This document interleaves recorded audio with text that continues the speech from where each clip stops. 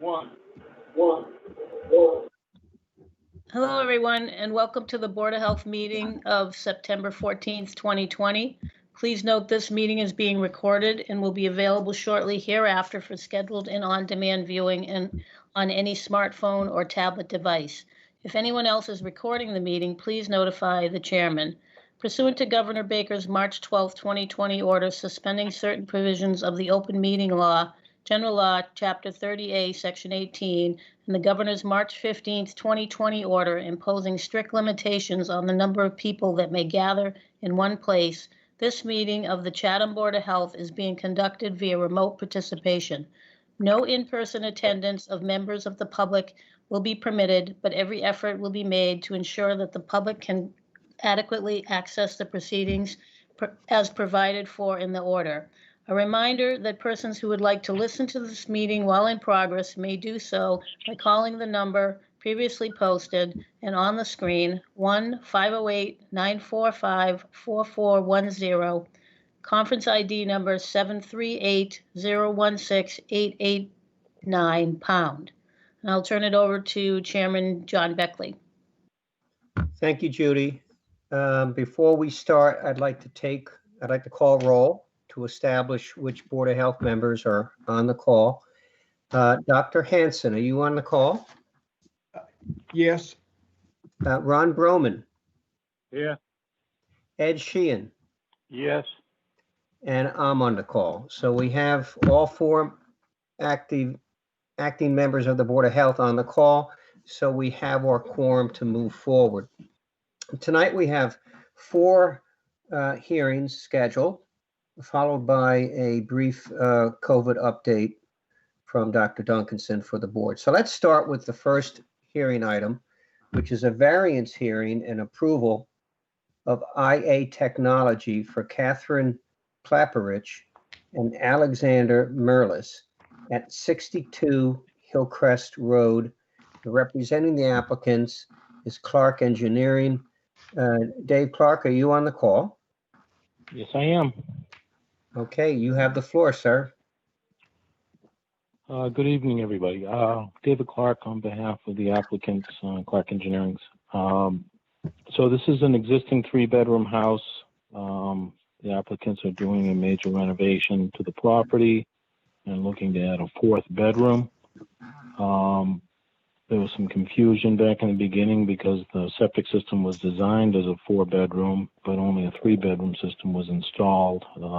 Never could figure out why that happened, but and nonetheless, the existing 3-bedroom system will have to be removed. We show a new. Can you speak up, Hyde? So we show a new 4-bedroom system out in front of the house with 2 reserve areas. The system as designed does not require any variances from Title V. We're just here asking for an extra bedroom, and we are including IA technology, which will be a fast unit mounted internally with a new septic tank under the driveway.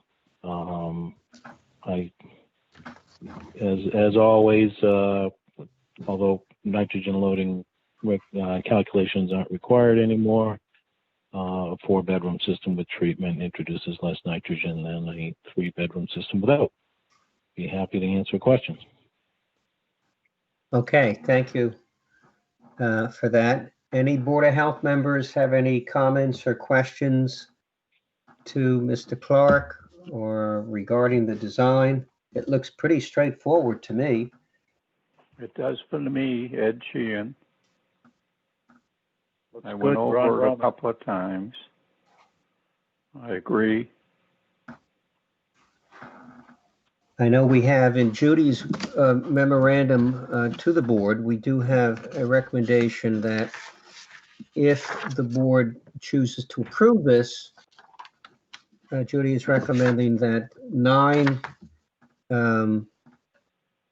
conditions be enumerated. And so if we get to the point where, and I suspect we will, where we're going to have a motion to approve, we would need the motion to include a reference to those 9 conditions. I don't have any questions about the layout or the design. It's pretty straightforward. I had one question of Judy on her memo here. Her last paragraph before the numbered things, it says, whereas the proposed system provides greater nitrogen reduction and environmental protection than a conventional 3-bedroom septic system, I recommend. Is that a typo, 3-bedroom? Did you mean 4-bedroom?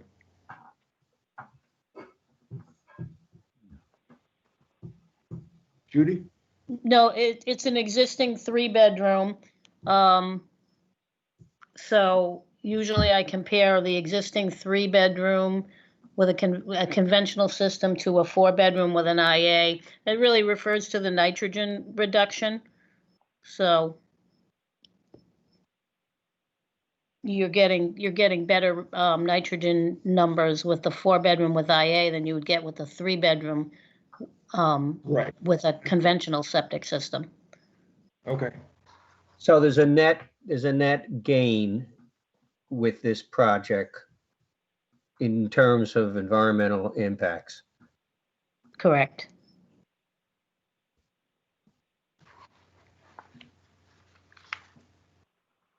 Well, I would entertain a motion from a board member to approve with a readout of the 9 conditions noted.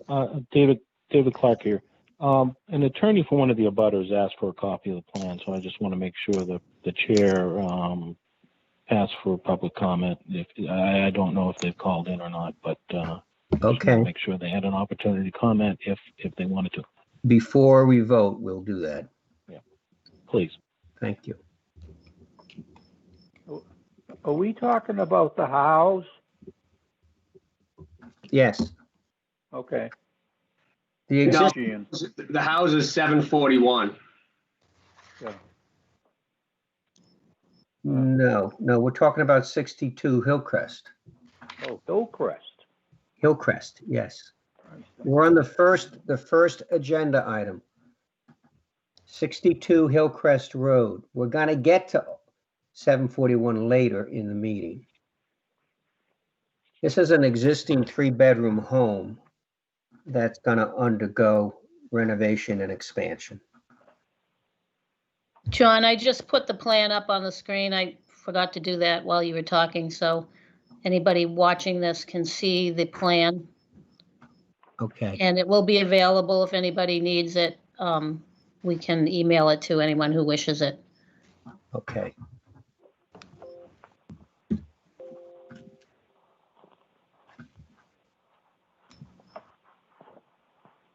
Can we get a motion to approve the application? Is Noble, yeah, I'll put forward a motion to approve the application with the itemized items at the end. Do we need to read that, do you think, Judy? Do we need to read them through or reference them? I think it's a good idea. I can go through them quickly if you'd like. Yeah, can you just read them? Okay. So the conditions would be that the applicant should restrict the property to a maximum of 4 bedrooms and record the restriction on the deed of the property at the Barnstable County Registry of Deeds. Throughout the life of the system, it shall be under an operation and maintenance agreement. It shall be for at least 1 year and maybe with any mass certified operator of the appropriate grade that has received training on this system. Effluent from the system shall be monitored at least twice per year for the first 2 years, preferably in May and October, to be tested for visual examination of the effluent, color, turbidity, effluent solids, effluent pH to determine if the wastewater is between 6 and 9, dissolved oxygen, turbidity. In addition, a laboratory test of the effluent for total nitrogen to meet the performance standards of 19 milligrams or less.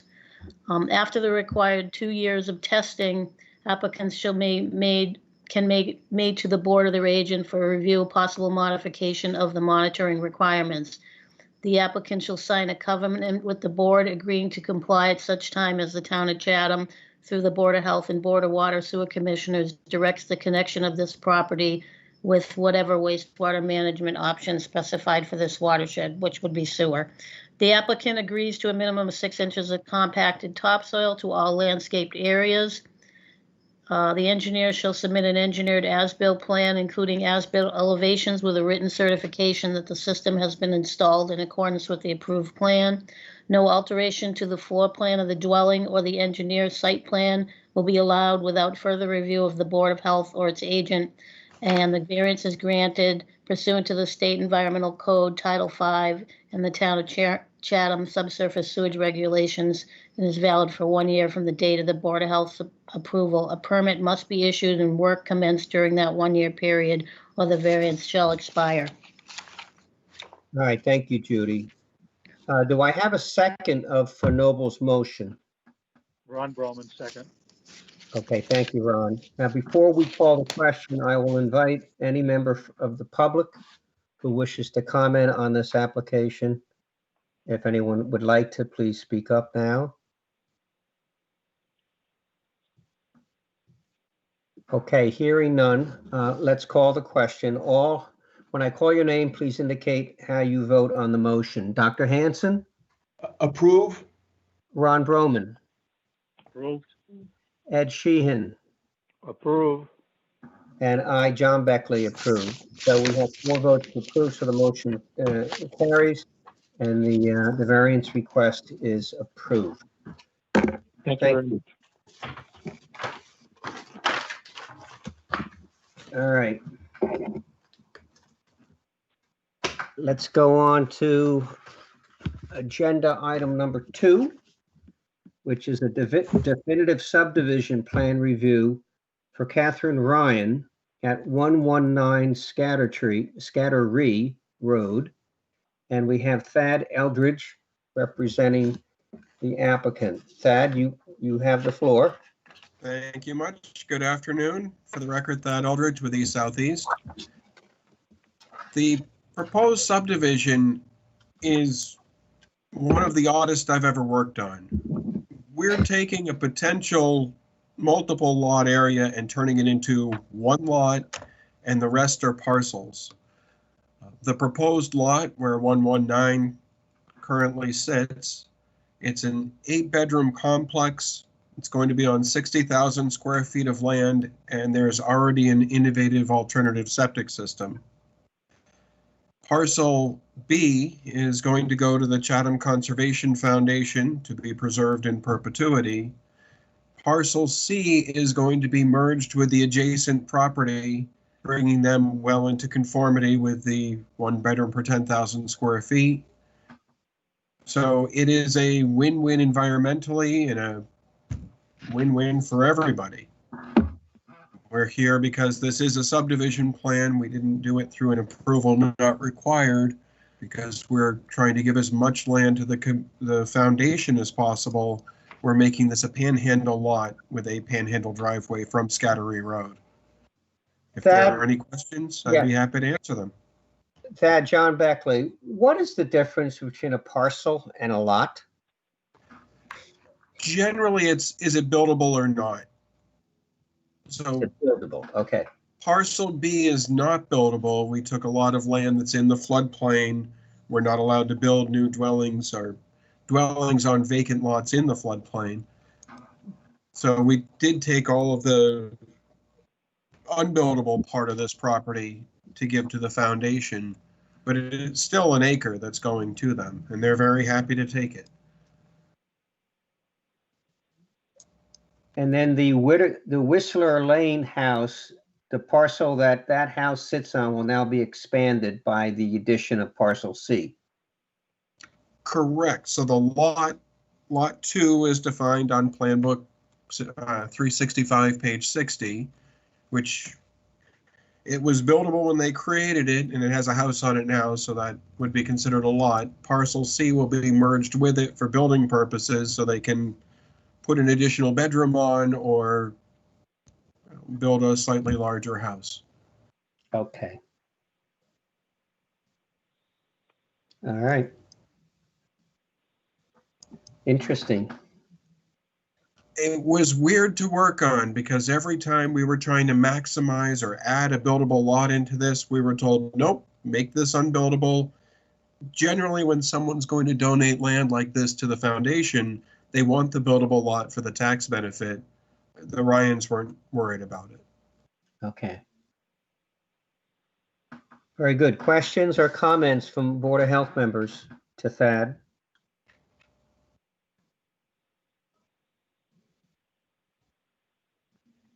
I can see why it's different. Ron Broman, I'm in favor of it. Ed Sheehan, I approve this petition. Yeah, Noble, I'm all set. Can I get a recommendation, a motion to approve? Ed Sheehan, approve. Can we get a second? Second, Noble. Ron Broman. Ron Broman on a second.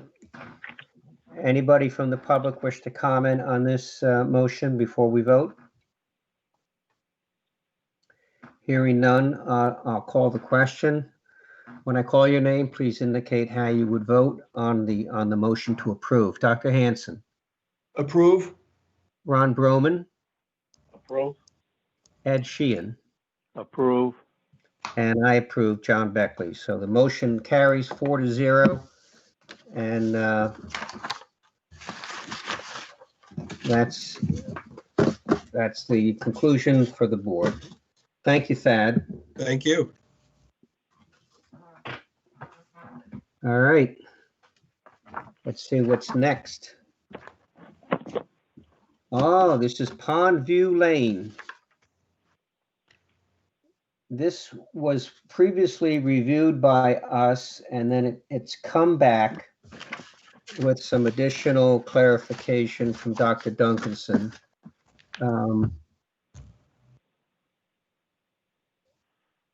Thad, are you representing this application also? That I am. Thad Eldridge, East Southeast.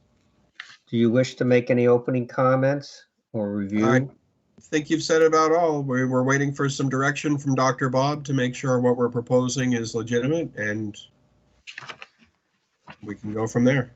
And I also recall having some concerns, at least personally, about the 5-year projection.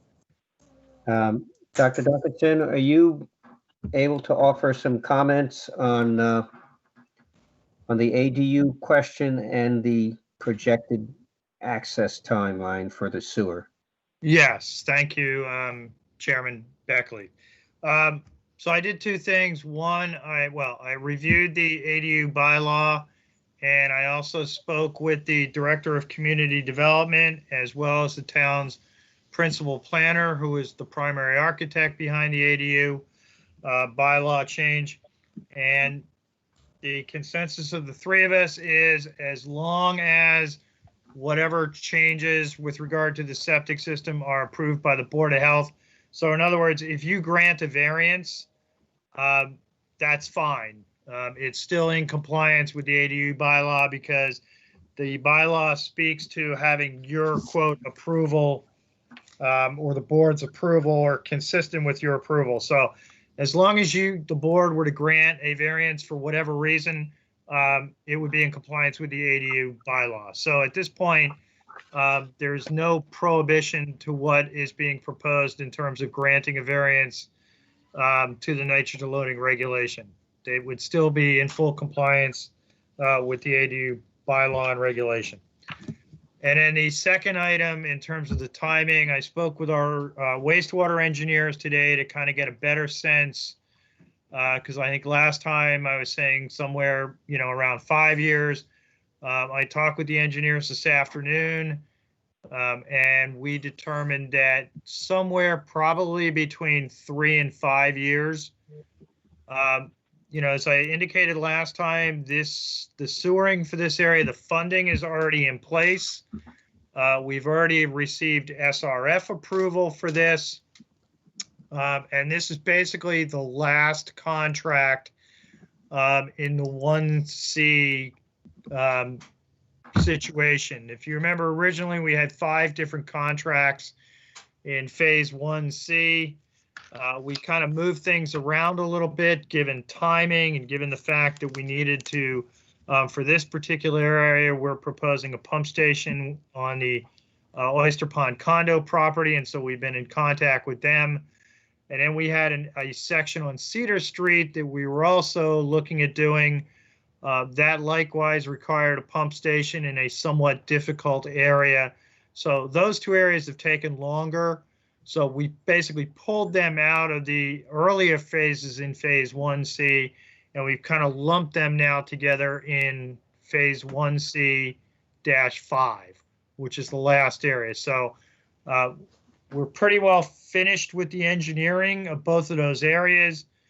And hopefully we can finalize the locations of the pump stations this fall, go ahead and get the necessary easements, and then be ready to put these areas out to bid probably after the first of the year.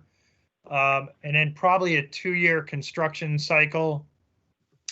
So that's why in my conversations with the engineer, we're saying 3 years probably at the earliest, just recognizing how long it takes to get everything in place and constructed and whatnot, and in 5 years at the outset. So we've tightened that up a little bit than what I gave you last time, which was 5 years. So I think now we're probably looking at somewhere between 3 and 5, probably closer to the 3 to 3.5, maybe 4-year time frame. Okay.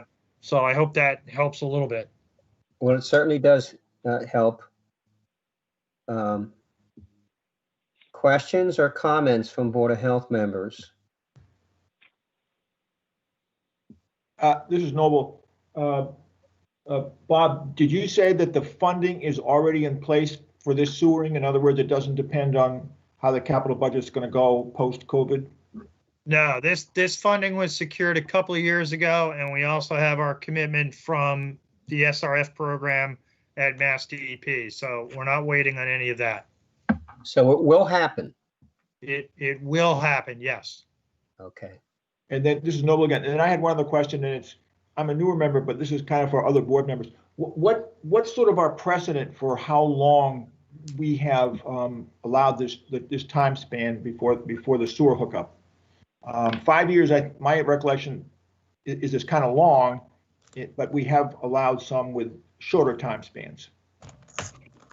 Yes, that's correct. We have allowed a lot of a fair amount of others with shorter time spans. 5 is probably the longest we've ever done, and I'm not sure we've ever done one in 5 years. I mean, Judy could speak to that. But as I say, hopefully it's going to be done before 5 years. It's always more difficult to do some of this sewer work when we have to deal with pump stations on private property. It just takes longer. That's why we always try to put them in road right-of-ways or on town property, because then it goes much more quickly. But especially over on Cedar Street, it's been somewhat challenging to find a spot because the area where we need it, right on the low point, is well, I shouldn't say all, a lot of it is wetland area. So we've had a real hard time trying to get a design that'll fit in a small area, and then work with the property owner to get that approval. And I guess, yes or no, Bob or Judy, is it somewhat a mitigating factor that the existing septic system is currently large enough to handle a 3rd bedroom during the period of wait?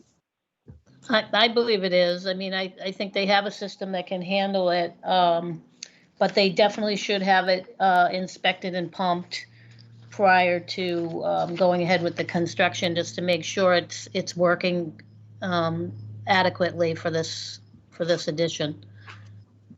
Hi, Thad Eldridge again. He's more than happy to have it inspected and pumped prior to. This has been a house that he's been living alone in it for many years, and he's not planning on changing that. There'll be somebody in the apartment. It'll take a good year before that's constructed, so that takes away from that 3 to 5 years, and it puts it down to 2 to 4. Mm-hmm. Right. That's a good point, Thad. Trying to shave off anywhere I can. Yeah, I totally agree with that. And like I say, hopefully it's going to be sooner than that even. And I think we can all agree that the ADU concept is a positive thing for the town overall, over time.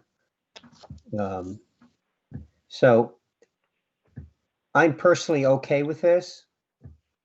I don't know, other board members want to ask more questions, or is somebody willing to and ready to make a motion? And if that motion is made, it should reflect those 4 conditions at the bottom of the memo. I'm an optimist on the timing, so I will I go along with it, and I'll put forward a motion to approve the plan with the conditions that Judy has pointed out, and then she can read the conditions perhaps. So the conditions would be that the existing septic system should be inspected and pumped. The applicant should restrict the property to a maximum of 3 bedrooms and record this restriction on the deed at the Barnstable County Register of Deeds and submit a copy of the executed deed to the Health Division. The engineer shall submit an engineered as-built plan, including as-built elevations with a written certification. I guess we don't need that one, number 3, because the system is already there. So we'll skip number 3. The property is connected to town sewer within 180 days of being so ordered. All right, thank you, Judy. So there's really only 3 conditions. So 4 becomes 3. Yes, sorry about that. Okay.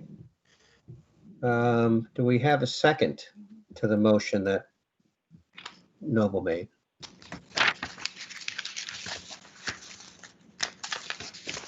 Second, Ron Broman.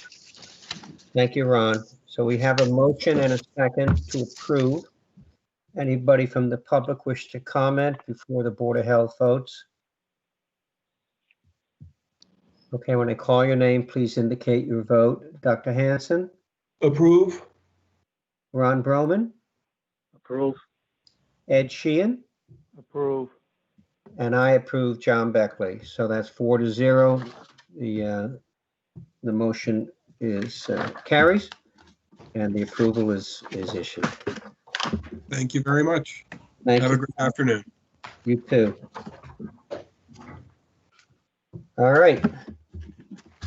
Let's move on to agenda item 4, which is a variance hearing and approval of IA technology for Mark and Louise Howe at 741 Old Harbor Road. And we have Mr. Fernandez on the call. Hi, this is Keith Fernandez. Can everybody hear me? Yes. How are we Great. doing this afternoon? So- This is Keith Fernandez with GFM Enterprises, representing the house at 741 Old Harbor Road. They are in the process of preparing to hopefully tear down the existing dwelling and build a new 5-bedroom dwelling. The existing lot is 40,000 square feet, so they would be allowed to have 4 bedrooms. They would like to have 5, and in doing that, they are requesting a variance with the use of IA treatment system to get that extra bedroom. I open it up to questions.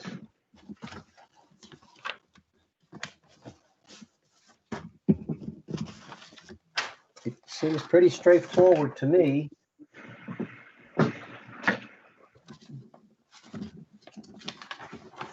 Any board members wish to comment or ask any questions of the applicant?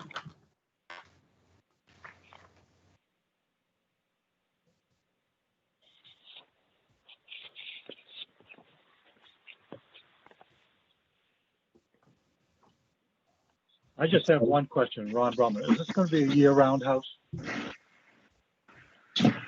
They don't know as of right now. I think it's going to be the result of COVID about their traveling back and forth and how much is going to happen. I think as of right now, I think yes, but that may change depending on what goes on in the future here. Okay, thank you.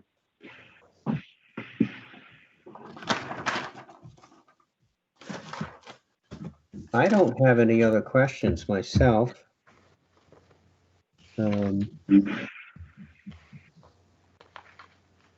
They have the land.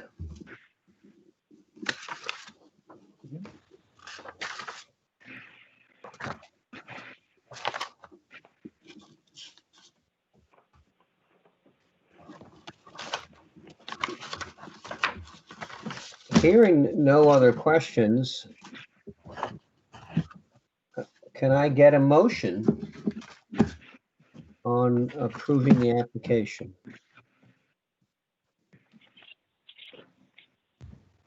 This is Noble. Yeah, I'll put forward a motion to approve the application with Judy reading the conditions.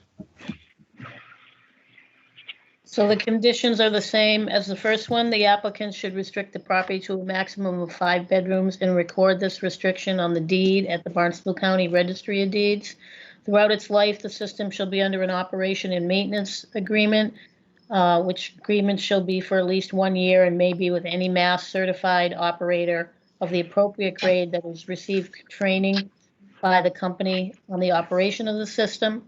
Effluent from the system shall be monitored at least twice per year for the first 2 years, preferably May and October. The effluent shall be field tested as follows: visual examination of the effluent for color, turbidity, and effluent solids, effluent pH to determine if the wastewater is between 6 and 9, dissolved oxygen, turbidity. In addition, a laboratory test for the total nitrogen to meet the performance standard of 19 milligrams per liter shall be collected and analyzed. Water meter readings are to be provided with the semi-annual report. If any laboratory test fails, follow-up tests should be conducted by a certified lab and an evaluation made by the operator within 30 days. After the required 2 years testing, application can be made to the board or its agent for review and possible modification of the monitoring requirements.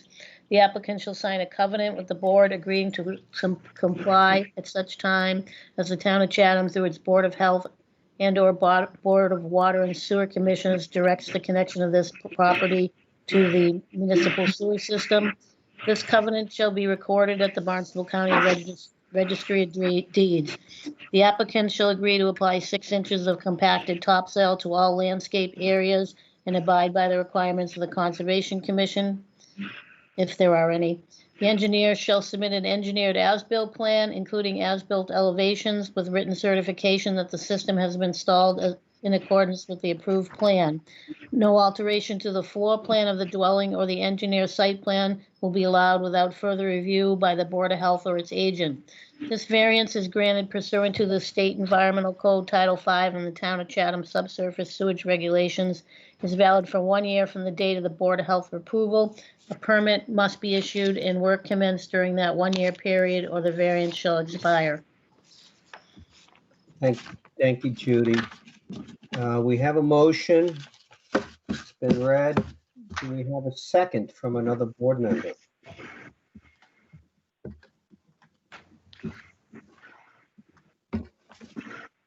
John, do you want to ask if there's any comments from anyone? Yeah, I'm going to get the second first. Okay, sorry. Second, Ron Broman. Okay, we have a second from Ron Broman.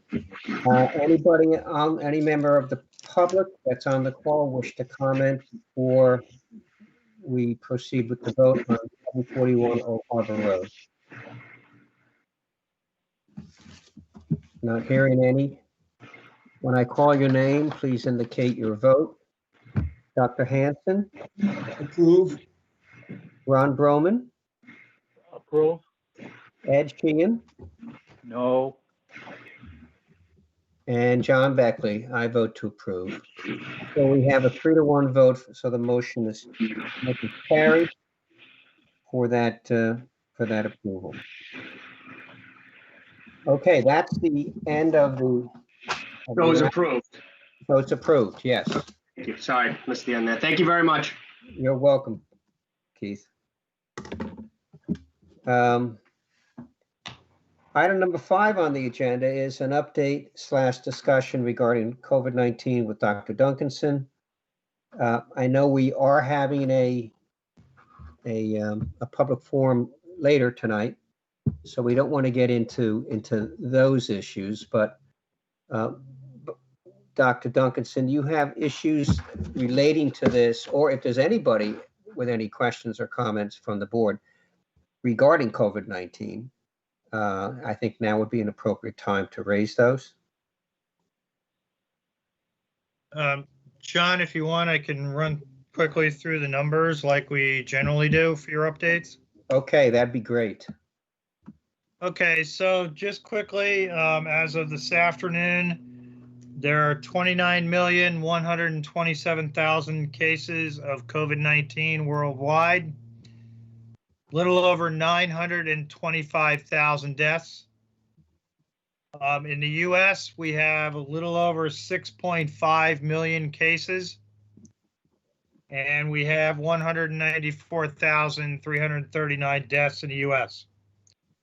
As I think I mentioned last time, or maybe it was the Board of Selectmen meeting, India is now number 2 behind the US in terms of the number of cases, having surpassed Brazil, which formerly was number 2. However, when we talk about deaths, India is number 2 in cases, but Brazil is number 2 in deaths. The US has, as I said, approximately 194,000 deaths, and Brazil currently at number 2 has 131,000. But the US is still number 1, both in terms of the number of cases and the number of deaths worldwide. In Massachusetts, as of 4 o'clock this afternoon, we have 125,000 both confirmed and probable cases. It's actually 125,080 confirmed and probable cases. And we have 9,219 probable and confirmed deaths. And those numbers may be slightly, well, they are slightly different than what you frequently hear on the news, because generally lately the news has only been reporting the number of confirmed cases for Massachusetts, because that's the way DPH has been reporting it for about the last month or so. So we have 123,139 confirmed cases and 9,010 confirmed deaths. But when you include the probable cases, that's what brings the numbers up a little bit higher. In Barnstable County, as of this afternoon, we had 1,683 confirmed cases and 170 confirmed deaths, because the state no longer reports probable cases by county anymore. They just report confirmed cases. In Chatham, we are currently at 30 confirmed cases since the outbreak began back in February, March, and we're still only aware of 2 confirmed deaths of Chatham residents. And as I've indicated previously, of those 30 cases, most of those have cleared. We're really only tracking somewhere around 4 active cases, if you will. And several of those are out-of-town students, but they have a Chatham address. So one of them I know is a college student who's attending school in Western Mass or Central Mass, and the other was a private school student who's a Chatham resident, got tested here prior to heading to his private school. So the number of active cases of Chatham residents in Chatham is relatively low.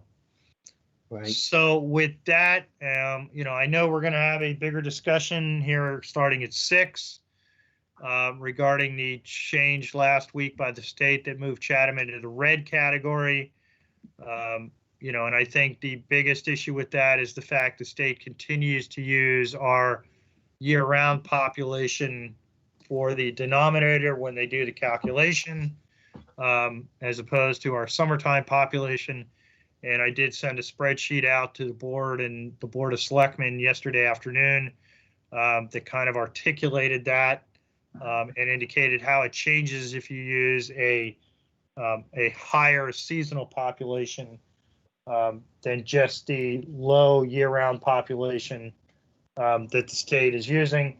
I have tried to get the actual number that the state's using since last Thursday. I have not been successful. I've reached out to both DEP as well as Senator Sear to see if he could get it for me, and I still haven't heard back. Both said they were attempting to get it, but I haven't gotten the actual number yet. DPH did provide a reference to the report from UMass Amherst as to how they calculate it, but unfortunately that report did not have any actual town figures in it. So, but anyway, so with that, I'll be happy to answer any questions. Bob, this is John Beckley. I have a fundamental question about the basis of the calculations that would lead one to a particular category. Is it based upon resident cases, or is it based upon cluster cases of people who may or may not be residents? It's based on the number of cases among residents. But then how does that explain use of the 7 or 8 cases in the calculation recently, when those 7, I think, cases related to the Squire were not all town residents? Yeah, the 7 cases that the state's using are not, it just happened to be coincidence that we had 7 cases in the 2-week period that the state uses, and we also had, there were the news reports and whatnot of the 7 cases of the Squire. But they're really 2 different numbers, because you're correct. Of the 7 cases at the Squire, we're only aware of 1 of those being a Chatham resident. The other 6 were residents in other communities. And as I indicated at the beginning, of the number of cases that we have for Chatham residents, some of those are not actually living in Chatham, but they are Chatham residents. Okay, It's not the clearest thing in the world to follow, just because of the way the numbers kind of all hit at about the same time. So it is a true statement then that the recently reported cases involving the Squire were not the case numbers that drove the calculated rate into the red zone? Right. Okay. That's correct. Yep. Like I say, it was just coincidence that we had 7 cases in town and the Squire had 7 cases. Gotcha. All right. Well, that's a good, important clarifying point. And I think you really need to make that, Bob, in the public meeting, because the public is going to be reacting to all of this with some false assumptions. Yeah, I think the bigger point that we want to make clear to people, and I think a lot of people understand it because some of the emails that we've received that I forwarded along to the board today, in response to or in advance of tonight's meeting, people are questioning why the state is using such a low population number for Chatham, when we all know that the Chatham population goes up significantly during the summer. And that's been an issue not only for Chatham, but other communities around the state that have, these high seasonal populations and, kind of get caught up in this, red, gray, yellow, green scenario from the state. And that's a major issue. But, the state hasn't figured out a good way to deal with the seasonality of some communities and how it impacts number of cases, or how it impacts the average daily caseload that they use in their mapping. Well, they better find a way to do an adjustment, in my opinion. Can I bring up one thing? If Sure. Ron Broman. Sure, My Brian. daughter asked me a question. She says, if somebody goes into a restaurant, say Squire or somewhere else, and they leave and they go back to New Jersey, to Connecticut, wherever they go, how would they ever know what happened to the Squire or any other restaurant that we had a problem with? I don't want to name it Square. She brought up an interesting thing. She says she had been to another restaurant, and what they did as people were going in, they asked them to write their names down and their telephone numbers. Okay? And if anything ever happened at that restaurant, they could automatically contact those people and let them know what happened. And I thought that was a great idea. Yeah, all restaurants in Massachusetts are supposed to be doing that. They're all supposed to be collecting contact information. Based on our conversations with the restaurants in Chatham, yes, they are all doing that. Okay. Now, does that mean absolutely that, you know, and this is where it also gets somewhat muddied, or I think maybe not muddied's the right word, but people have a misperception or misperception out in the public. They assume that if a restaurant, you know, or even a retail establishment or wherever you go, that collects your information for contract tracing purposes, that if something happens at that establishment, that you automatically will get a call. That's not the way it works. In general, you will only get a call if you're determined to be a close contact. So, and that's one of the major issues we're having, not major issues, but that's one of the major areas, I think, of a little bit of confusion on the part of the public with regard to restaurants. Now, that does not mean that a restaurant cannot be proactive and call everybody irregardless. And I have heard of some establishments that, you know, have had a positive employee and they have gone ahead and they have called everybody. Even though they fully understand and public health folks understand that not all those people are close contacts. And as you all know, by close contacts, that's been defined as being within 6 feet of someone for 15 minutes or more. And the recent CDC report that just came out on Thursday reiterated that, you know, unless you meet those kind of criterias, that you would not be considered a close contact. And they indicated in the report that in general, or in, you know, in comments about the report, that in general, going to a restaurant, you would not be in close contact with a server because servers generally aren't there that long. Yes. And the servers are wearing masks, they're socially distanced. So, you know, the expectation that everybody that goes into a restaurant and has their information collected would be notified is a misconception among the public. Okay. But if Good there was point. a problem there, they would have the information then. If other people had got something from that restaurant, they'd have Yes, that information then to. the information should be there. So if the server were to say, oh yeah, I spent, you know, 20 minutes with this family explaining, you know, tourist sites or something like that, you know, and so considered that group of people a close contact, yes, their contact information would be there. Okay. I just thought it was a good idea when she Very- mentioned that she had the restaurant. Ron, this Ron, is Judy. Yep. I just wanted to say that there was some indication that some of the restaurants weren't collecting this information.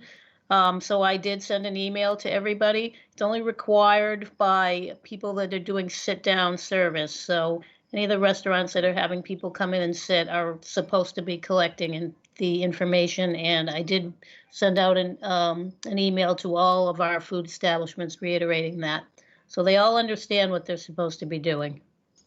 Okay, thank you. I just thought it was a great idea. I know if I went to a restaurant and went home to whatever town I lived in down, you know, another town or something, so, and I didn't hear about the restaurant having a problem, I'd be very happy to get a phone call. That's all, you know. Okay, thank you. Ron, this is John. It's a good question, and I'm very happy to have heard the response from Dr. Duncanson, because I just learned something myself Good. with Yeah. that discussion. I'll have to give my daughter some credit then for opening my eyes up to it. Exactly. Noble Hanson, you had mentioned something to me in passing about the beach, about schoolhouse. Oh, yeah, I had one other question about the restaurant business thing for Bob. If a restaurant or business has a worker who is COVID positive and they report it to their employer, what are the rules about public disclosure of that business or restaurant, to townspeople? What's the state guideline there? I'm not aware of anything in the state guidelines that says they have to publicly disclose it. They are supposed to notify the health department. Right. But I'm not aware of any requirement that they publicly disclose it. Yeah. I just know that some people have said they would like to know if a restaurant has a COVID positive worker, so they can adjust their behavior, I guess. But it's not a requirement that it go public, but that might come up tonight, I imagine. Yeah, I mean, I think there's at least two things that have come up in this discussion that, your board may want to consider as part of the response to tonight's discussion. And we can certainly, you have the opportunity to talk about it more tomorrow with the Board of Selectmen. And those would be, requiring a restaurant that had a positive case to notify everybody on the contact list, irregardless of close contact or not. And then the other thing would be that, a restaurant would have to publicly disclose it. Those would things that would be going above and beyond the state's guidance, but there are certainly things that your board could consider under your authority. Okay, that's good. This is Noble again. Then, John, are we ready to move on to other issues? Well, Other COVID issues? yeah, if there's any other questions for Bob on this line of discussion that we're in now? Are we basically done with questions for Bob? Because Noble has a comment on a related matter. Yeah, just real quick. I was thinking that we're past Labor Day and summer, and we spent a lot of time on Schoolhouse Pond, and that I thought it might be something that we revisit now to see how busy it is now, with the idea, is it appropriate to reopen full parking at Schoolhouse Pond? And that might be something for the meeting a week from now, and that would give us an opportunity to check it this weekend, perhaps. I just think it would be good for us to not only put rules on the public, but then take them off, when they're not needed anymore. I think that's a good way for us to operate. I think it's a very good suggestion. So what I would do is I would, next Friday, Saturday, Sunday, Monday, stop by the beach. Hopefully it's good weather and see what the crowds are like. Right. That's a good point. Because I know there's a lot more people staying down here. Yeah. Because of what's going on. So I don't have any idea for a number, but I know that's happening. The indication of that is going to be whether there are cars parked up along Sam Ryder Road. Yeah. Because if we took away the 8 or 9 concrete blocks, or 8, and allowed those other spaces to start being used, then Chatham residents who go would not have to park up top and walk down. They could make full use of the, I don't know, is it 16 spots that are down there. How much work was that? So Noble, maybe we can add that to the agenda for next week as a follow-up, Schoolhouse Pond. I would support that personally. Is that going to create a lot of extra work for the Park and Recs to go down there and remove those and possibly have to put them back again next spring or summer? I mean, did it take a lot of time and work? I don't know. To do that? Dr. Duncanson, what do you think about that?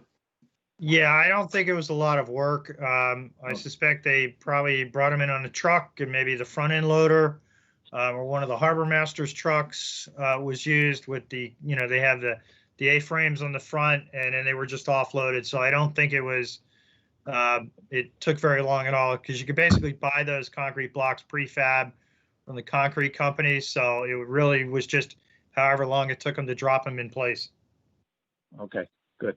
Okay. John, Thank I you. just want to, I think Craig Rowe has his hand up. I'm not sure if it's in regards to this discussion. Oh, I see it now. Yes. Craig, Hey, Chairman Beckley, this is Craig Rowe. Just an FYI, the Park and Rec Commission have scheduled a meeting for September 22nd. So I don't know if you want to possibly touch base with them and see if the schoolhouse pond is on the agenda. Just FYI. Okay. Yes, thank you for that. I'll make a note.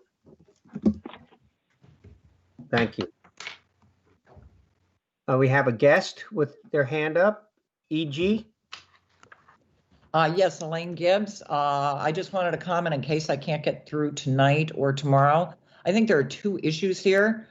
Tonight's meeting is really about mitigating, I think, the damage in terms of the public relations as it related to how they calculate the number.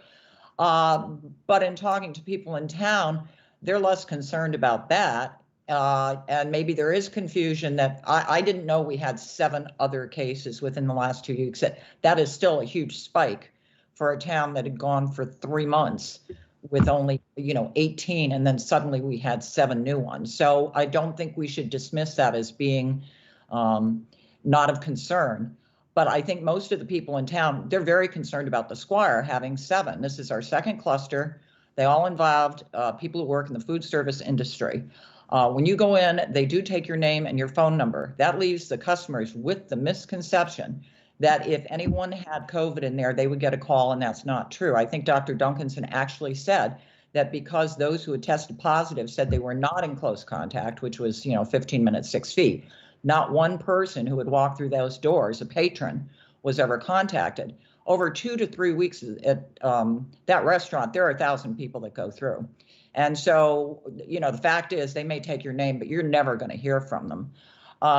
And I think that the concern that people had is that the first test was positive on a Sunday. They cleaned overnight. They opened for lunch and dinner on Monday, but the people who went in there did not know that 15 people were being tested, and it turned out 3 were positive. And then it closed for 2 days and opened Thursday and Friday, and then Friday night there were 3 more. I think we owe it to the public to let unsuspecting people who are going in there for dining to know that there is a COVID cluster in that restaurant. I think the preferable alternative, which I wrote this board, is that if there is a positive test, because of the massive influx of people from out of state that we can never contact, if there is one, the restaurant shuts down, all the employees are tested, the rapid tests now are very quick. It can get done after all the results are in, a cleaning, and then only then can they open again. I bet if we had done that, the restaurant would have actually been open longer that week and gotten it out of the way. They would have known how many people were infected, and then they probably could have opened for at least 3 days. And I think that's the concern we have. If I had brought my family in there and I found out later, I have been, very diligent about following the rules. And I am around my grandchildren. And if I thought I had gotten something and transmitted it to them when I'm babysitting, because they are also socially distancing, I think the town is opening themselves up to some liability and negligence. And I would hope that the Board of Health would say, this is what we're going to do. And then you protect the town and you protect the people who are eating. I think full disclosure and transparency is what's required right now. So thank you very much for your time. I appreciate it. Okay, thank you.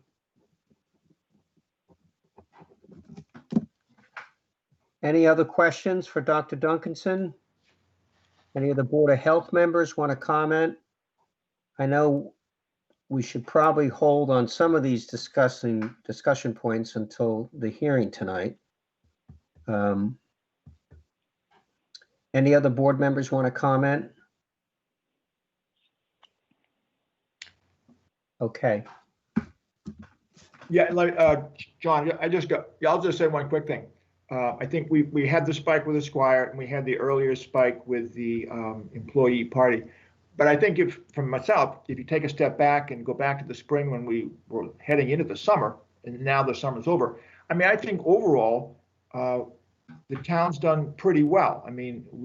Partly it's luck, partly it's what we do. A lot of it is what the residents have done in terms of following the rules and wearing masks and being concerned. So this recent spike is something that's very concerning and has to be looked at. But I think the big picture is, we knock on wood, the town's done pretty well, but we have to keep our eye on the future. That's very true. Thank you, Noble. Okay, let's move the agenda then. The last thing we have to do tonight is approve the minutes for August 17th meeting. You should all have a copy of that in front of you because it was in the packet. I gave it a very quick review and I didn't see any problems with it. Are there any comments or edits or corrections that any board member would like to make in the August 17th minutes? All right, hearing none. Can I get a motion to approve those minutes of August 17th? Ed Sheehan, approve. Can we have a second? Noble approve, second. Okay. All right, let's call the question on approving the minutes of August 17th. Dr. Hanson? Approve. Ron Broman? Abstain. Ed Sheehan? Approve. John Beckley, I approve. So the minutes are approved. That is the last item on the agenda as far as I can see. We will all be reconvening at 6 o'clock to join the Board of Selectmen and members of the public in a broader discussion about the COVID-19 situation in town. And everybody should know how to click on that in regard to a recent email that Judy sent out has the link. So can I get a motion to adjourn this meeting? Motion to adjourn, Ed Sheehan. Can I get a second? Second, Ron Broman. Ron Broman. Okay, when I call your name, please indicate how you vote on the adjournment. Hey, Ed. Yep. Bob? Yeah, it's Bob. I was just going to say, if anybody can't find the email with the link, you can just go to the town's website and it's under, meetings, and the link will be right there. Okay, thank you, Bob. Yeah, and this is Noble. That's not a BOH meeting. It's just, we're just listening, correct? Yes, that's correct. This is a community forum. Okay. So it's just an opportunity for you folks to listen, for the Board of Selectmen to listen. There may be some Q&A. And if you're comfortable answering, fine. I'll probably be answering some. Judy, it's going to kind of depend on what the question is. We also have the Deputy Director of the Barnstable County Department of Health and Environment available tonight. And we've been trying to get somebody from the state who could speak definitively to how the state does their calculation. I asked for somebody to participate. I know Senator Sears' office likewise was trying to get somebody. I have not heard that the state has definitively agreed to send somebody, but hopefully we'll have somebody from the state there who can, speak more specifically to that question. Okay, good. Okay. John, this is Craig Rowe. In the chat function on the page, I just posted the link to the agenda item. So if anyone's looking for the link, if they just click on it, it will take them to the agenda item, and at 6 o'clock, the meeting will start. Okay, I good. have one question, Ron Broman. Now, I got something from Jill called, it was a town of Chatham, Massachusetts, and it was quite a few pages on it, and it had a number and a conference ID number on it. Well, that Something Jill sent out, I guess on September. She sent it out and I got it, and it has something. It says September 14th at 6 p.m. Join Microsoft team meeting, and it has a telephone number and a conference. that's ID probably number. it. But if you're not Yep. sure, look for Judy's email today. That would be the same thing, Ron, that I sent you. Okay, yeah. Same I link. just go look. Thank you. Welcome. I've lost track of where we are with the meeting. The I think you were working on the motion to adjourn. I think we had A a, vote. I think we're at a vote. we had a motion from Ed to adjourn, and I think we had a second, true? Who gave- Yes, who Yes. gave the second? yes, you were just starting the roll call portion of the vote. Okay, so this is to adjourn the meeting. Dr. Hanson, Approve, adjourn. Ron Broman, Adjourn. Ed Sheehan, Approve. and John Beckley votes to approve. So that ends this meeting, and I will see everybody join in at the 6 o'clock community forum. Thank you, everyone. Thank you, everyone. Thank you.